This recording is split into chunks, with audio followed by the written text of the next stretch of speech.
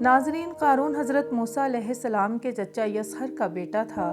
بہت ہی خوبصورت آدمی تھا، اسی لیے لوگ اس کے حسن و جمال سے متاثر ہو کر اس کو منور کہا کرتے تھے۔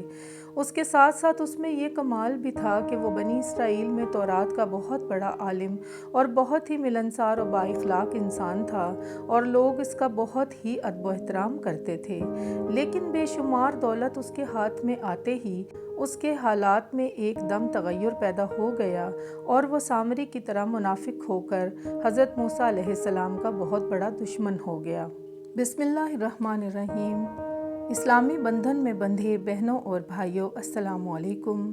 آج اسلام از سمپل کی جانب سے قرآن کہانیوں کے سلسلے کا 14واں قصہ پیش کرنے جا رہے ہیں، جس کا عنوان ہے قارون کا انجام اور حضرت موسیٰ علیہ السلام کی نصیحت۔ اور اعلیٰ درجے کا متکبر اور مغرور بھی ہو گیا۔ جب زکوٰۃ کا حکم ہوا تو اس نے حضرت موسیٰ علیہ السلام کے روبرو یہ عہد کیا کہ وہ اپنے تمام مالوں میں سے 1000 حصہ زکوٰۃ نکالے گا، مگر جب اس نے مالوں کا حساب لگایا تو ایک بہت بڑی رقم زکوٰۃ کی نکلی۔ یہ دیکھ کر اس پر ایک دم حرص و بخل کا بھوت سوار ہو گیا، اور وہ نہ صرف زکوٰۃ کا منکر ہو گیا بلکہ عام طور پر بنی اسرائیل کو بہکانے لگا کہ حضرت موسیٰ علیہ السلام اس بہانے تمہارے مالوں کو لے لینا چاہتے ہیں۔ یہاں تک کہ حضرت موسیٰ علیہ السلام سے لوگوں کو متنفر کرنے کے لیے یہ گندی اور گھناؤنی چال چلی کہ ایک عورت کو بہت زیادہ مال و دولت دے کر آمادہ کر لیا کہ وہ آپ پر بدکاری کا الزام لگائے۔ استغفر اللہ۔ چنانچہ عین اس وقت جب کہ حضرت موسیٰ علیہ السلام واز فرما رہے تھے، قارون نے آپ کو ٹوکا کہ فلانی عورت سے آپ نے بدکاری کی ہے۔ حضرت موسیٰ علیہ السلام نے فرمایا کہ اس عورت کو میرے سامنے لاؤ۔ چنانچہ وہ عورت بلائی گئی تو حضرت موسیٰ علیہ السلام نے فرمایا کہ اے عورت، اس اللہ کی قسم جس نے بنی اسرائیل کے لیے دریا کو پھاڑ دیا اور عافیت و سلامتی کے ساتھ دریا کے پار کرا کر فرعون سے نجات دلائی، سچ سچ کہہ دے کہ کیا واقعہ ہے۔ حضرت موسیٰ علیہ السلام کے جلال سے عورت سہم کر کانپنے لگی، اور اس نے مجمع عام میں صاف صاف کہہ دیا کہ اے اللہ کے نبی، مجھ کو قارون نے کثیر دولت دے کر آپ پر بہتان لگانے کے لیے آمادہ کیا ہے۔ اس وقت حضرت موسیٰ علیہ السلام آبدیدہ ہو کر سجدہ شکر میں گر پڑے، اور بحالت سجدہ آپ نے یہ دعا مانگی کہ یا اللہ، قارون پر اپنا قہر و غضب نازل فرما دے۔ پھر آپ نے مجمع سے فرمایا، جو قارون کا ساتھی ہو وہ قارون کے ساتھ ٹھہرا رہے، اور جو میرا ساتھی ہو وہ قارون سے جدا ہو جائے۔ چنانچہ 2 لوگوں کے سوا تمام بنی اسرائیل قارون سے الگ ہو گئے۔ پھر حضرت موسیٰ علیہ السلام نے زمین کو حکم دیا کہ اے زمین، تو اس کو پکڑ لے، تو قارون ایک دم گھٹنوں تک زمین میں دھنس گیا۔ پھر آپ نے دوبارہ یہی فرمایا تو وہ کمر تک زمین میں دھنس گیا۔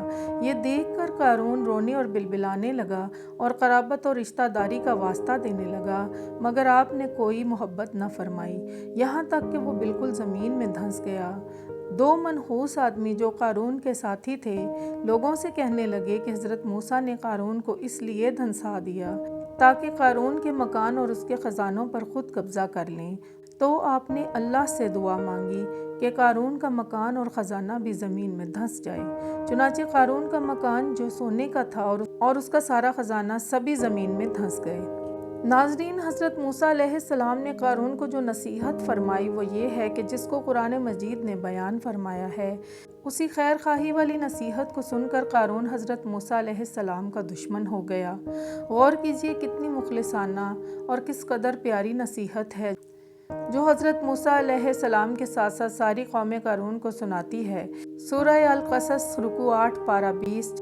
جب قارون سے اس کی قوم نے کہا کہ اترا کر مت چل، بے شک اللہ اترانے والوں کو پسند نہیں فرماتا، اور جو مال اللہ نے تجھے دیا ہے اس سے آخرت کا گھر طلب کر، اور دنیا میں اپنا حصہ نہ بھول، اور احسان کر جیسا کہ اللہ نے تجھ پر احسان فرمایا ہے، اور زمین میں فساد مت تلاش کر۔ قارون نے اپنے مال کے گھمنڈ میں اس مخلصانہ نصیحت کو ٹھکرا دیا اور خوب بن سنور کر تکبر اور غرور سے اتراتا ہوا قوم کے سامنے آیا، اور حضرت موسیٰ علیہ السلام کے ساتھ بدگوئی اور ایذا رسانی کرنے لگا۔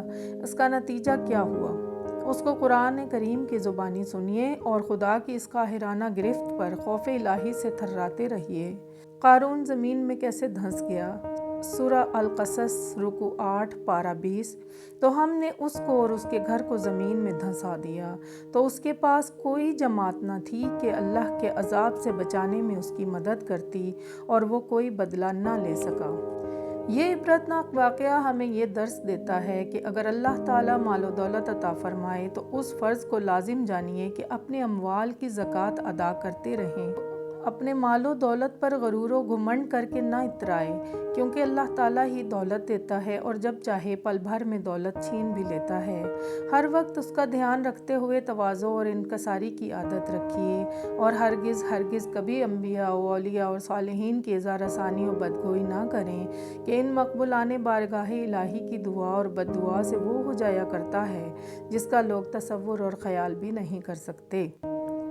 ناظرین، یہ تھا قرآن کہانی کے سلسلے کا ایک اور قصہ۔